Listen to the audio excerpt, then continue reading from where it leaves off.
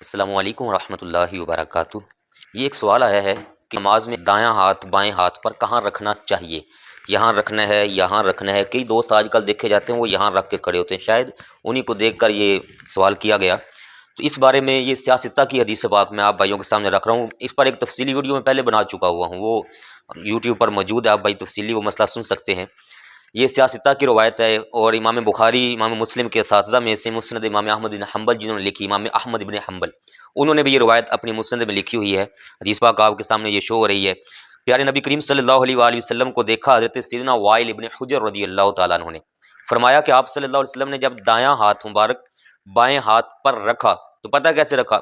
فرمایا دائیں ہاتھ کی جو ہتھیلی ہے یہ والا حصہ، اس کو آپ صلی اللہ علیہ وسلم نے رکھا تھا بائیں ہاتھ کی ظہر، یہ ہے ظہر پشت، بائیں کی پشت پر، ورسغی، اور یہ ہے رسغ جوڑ، یہ جو درمیان میں جوڑ ہوتا ہے یہ رسغ ہے۔ فرمایا ہتھیلی کی پشت پر رکھا، ہاتھ کی پشت پر، اور رسغ پر، والساعدی، اور کلائی پر رکھا۔ اگر یہاں ہاتھ رکھتے ہیں نا جی تو پھر یہ دونوں چیزیں خالی رہ جاتی ہیں، اور یہ والا حصہ جو ہتھیلی ہے، دائیں ہاتھ کی ہتھیلی، حدیث پاک الفاظ ہیں دائیں ہاتھ کی ہتھیلی کو رکھا ہے۔ یہ کیسے رکھا جائے گا؟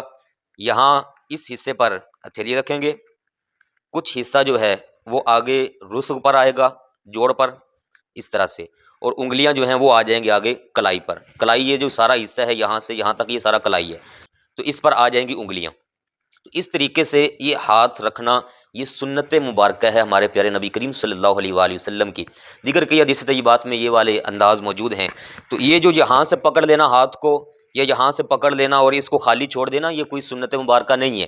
جو اصل طریقہ ہے وہ یہ ہے، یہ طریقہ بتانا چاہیے اور اس پر عمل کرنا چاہیے۔ اگر کسی بھائی کو دیکھیں تو اس کو محبت پیار سے سمجھائیں کہ بھائی اس طریقے سے ہاتھ رکھنا یہ ہمارے پیارے نبی کریم صلی اللہ علیہ وآلہ وسلم کی سنت مبارکہ ہے۔ اب پھر اس کے بعد ایک اگلا مسئلہ آتا ہے کہ اس طرح سے ہاتھ کو پکڑ کر رکھ کے ہاتھ پر، تو وہ جسم کے کس حصے پر باندھنا ہے؟